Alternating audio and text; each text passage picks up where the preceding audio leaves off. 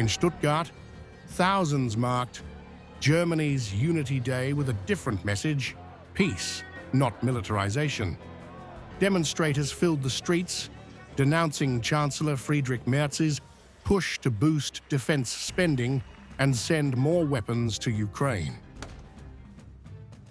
The protests revealed a widening divide between citizens calling for diplomacy and leaders pushing deterrence. Protesters urged Europe to seek dialogue, not confrontation. Many argued that Germany's post-war lesson was peace through diplomacy, not armament.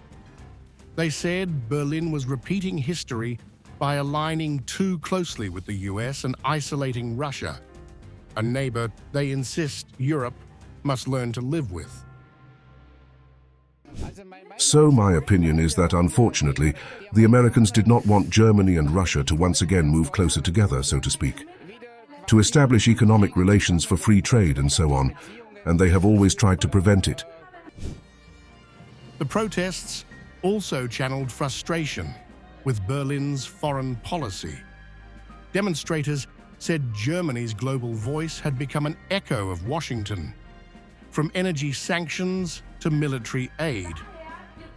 Many argued that ordinary Germans were paying the price through higher costs and a fading sense of security. Yes, and I think they have succeeded because Germany has no independent policy.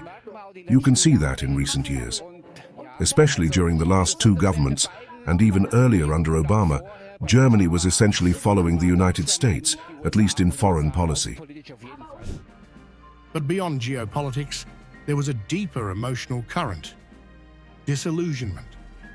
Several demonstrators said their trust in German leadership had eroded, accusing politicians of ignoring public fatigue with war.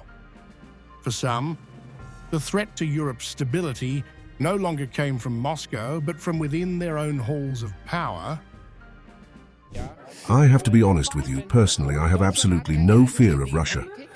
Whether under Putin or anyone else, I am more afraid of our own politicians.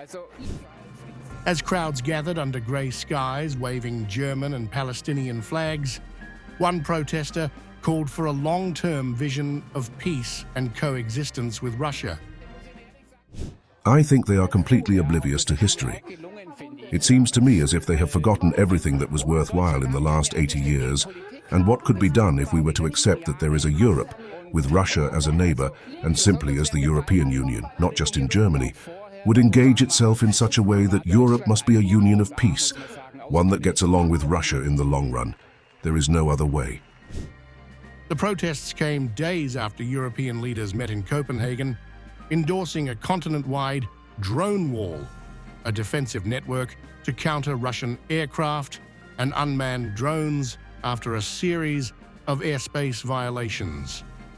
Danish Prime Minister Mette Frederiksen said Europe must be able to defend itself, while EU Chief Ursula von der Leyen warned that Russia is trying to sow division in Europe.